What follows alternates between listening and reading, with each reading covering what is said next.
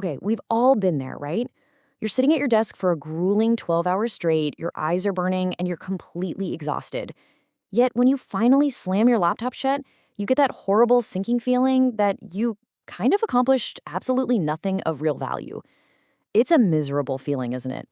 Well, in today's explainer, we're breaking down a fascinating source that completely shatters how we view work, productivity, and the whole traditional daily grind. So let's dive right into this because the source material kicks things off with a pretty crazy piece of science. Studies actually show that the average office worker sitting at their desk for a standard 8-hour shift is really only productive for exactly 2 hours and 53 minutes.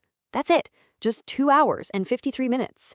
The other 5 hours, literally gone, just swallowed up by checking emails, mindlessly scrolling social media, chatting with coworkers, or just, staring blankly into space trying to remember what you were supposed to do next.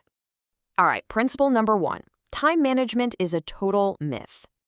Our source points out a massive paradigm shift here. The entire concept of time management is fundamentally flawed. Why?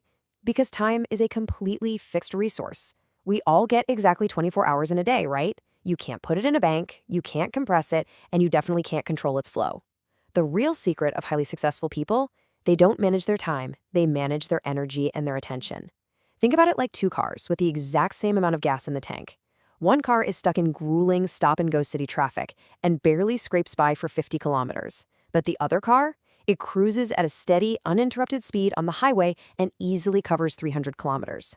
The amount of fuel is identical, but how it's used changes the outcome completely. Your brain's daily energy is exactly like that fuel. Which brings us to principle number 2. Find your biological peak. See, our brains naturally operate on a circadian rhythm. That means your cognitive energy has distinct peaks where you are razor sharp and deep valleys where you can barely string a sentence together. So the absolutely crucial point here is identifying which of these 3 chronotypes you actually fall into. Are you an early bird, waking up super fresh and hitting your peak between 8 a.m. and noon? Maybe you're a night owl, really firing on all cylinders in the late afternoon and evening? Or are you a middle type, just hovering somewhere right in between?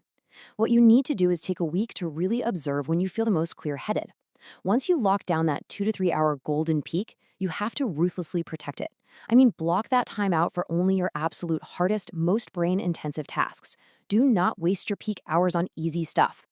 Okay, principle number 3, focus on your critical tasks. Right, so once you figure out exactly when you work best, we really have to shift gears to what we're actually working on. We all have those completely overwhelming to-do lists, but not all tasks are created equal. Get this. Back in 1896, this Italian economist named Vilfredo Pareto noticed something super weird in his garden. He saw that 80% of his peas came from just 20% of the pea pods. This is the famous 80-20 rule, or the Pareto principle, and it applies directly to your workday. Basically, 80% of your meaningful results are going to come from just 20% of your tasks. But here's the catch. Our brains naturally gravitate toward doing the easy 80% first, like answering basic emails or organizing digital files, just to get that quick dopamine hit of feeling busy. Now, there's this legendary quote from Mark Twain that perfectly nails how to beat this busyness trap. He said, "If it's your job to eat a frog, it's best to do it first thing in the morning." Your frog is that huge, intimidating primary 20% task that will actually move the needle for you. You literally have to swallow that frog first thing during your biological golden peak. Don't hide from it by doing the easy chores. You've got to tackle your absolute biggest challenge right when your energy tank is totally full. But you might be wondering, how do we make sure we actually finish that massive task without just dragging it out all day long? Enter Parkinson's Law. It's named after British historian C. Northcote Parkinson from back in 1955. He discovered this amazing quirk. If you give yourself a full week to write a report, well, it magically takes a week. But if you force yourself to do that exact same report in 3 hours, you get it done in 3 hours. The trick is to set strict, slightly uncomfortably short artificial deadlines for yourself.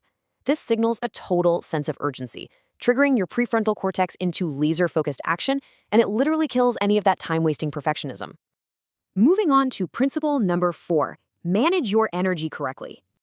Listen, even if you prioritize perfectly, if you don't understand how your brain actually consumes fuel, the whole system falls apart. Science shows we naturally operate in roughly 90-minute ultradian rhythm cycles. Look at the rapid decay here. If you try to power through your whole day without taking a single break, your performance just plummets. You might start off at a solid 100% capacity in that first 90 minutes, but by the second block, you drop to 60%, and by the third, a completely dismal 30%. Skipping breaks absolutely does not equal getting more work done. It pretty much guarantees you'll just end up staring blankly at a screen, totally depleted, producing basically nothing. To put it in perspective, think of your brain like a heavyweight boxer. If a boxer throws punches for 12 rounds straight without ever taking a rest, they lose their strength, their reflexes get sluggish, and eventually they just collapse. But by taking a simple 1-minute breathing break between every single round, they maintain their power and stay strong for the entire fight. It's the exact same for us. Taking intentional 20-minute breaks after 90 minutes of deep work allows your brain to totally recharge. By doing this, you are effectively turning 4 hours of well-managed energy into way more output than 6 hours of just exhausted, continuous desk sitting. So, what do we actually do about all those little annoying administrative chores?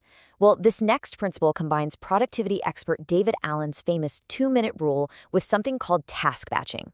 Here's how it works. If a small chore takes less than 2 minutes, don't write it down, don't schedule it, just do it immediately and get it out of your head. For everything else that isn't totally critical, batch them together.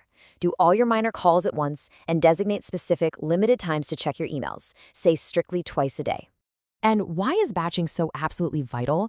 Well, because of a genuinely terrifying phenomenon discovered by researchers Sophie Leroy at the University of Minnesota. It's called attention residue. Her research reveals that it takes exactly 23 minutes for your brain to regain full focus after just briefly glancing at an email or a message. Every single time you say to yourself, "Oh, I'll just check this for a quick second," you are paying a massive 23-minute cognitive penalty. Task batching is what prevents these tiny tasks from completely devouring your day. All right, principle number 5, the ideal 4-hour day. Let's synthesize all these scientific principles into a practical, step-by-step blueprint.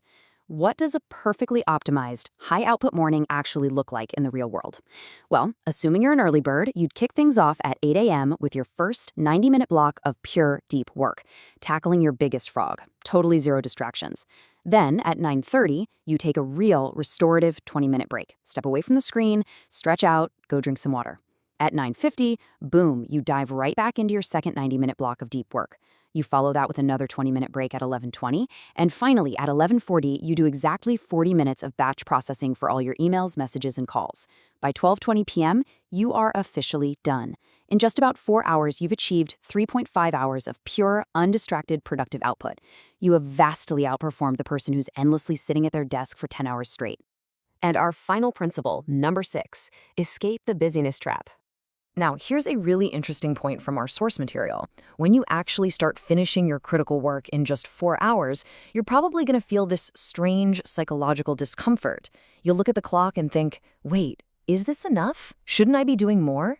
This societal pressure is what's known as a toxic busyness addiction. We really need to reprogram ourselves to remember that being busy is not a badge of honor, and it's definitely not a status symbol. Honestly, it's usually just a glaring symptom of failing to prioritize. True success comes from deep, meaningful focus, not from shallowly running around just to look active. Like productivity expert Cal Newport points out, in the information age, the ability to focus deeply is incredibly rare, and that's what truly creates value. You've got to evaluate your worth by the actual quality of your output, not by the sheer number of exhausted hours you manage to sit in a chair. So, to wrap up this explainer, I want to leave you with a really empowering challenge straight from our source.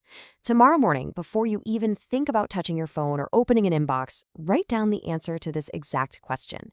If you could only do one single task today to make the day a success, what would it be? Identify your frog, protect your golden peak hours, and just tackle it in your very first 90-minute block. Try it for just one day, and I guarantee you'll be amazed at how it completely transforms what you can achieve.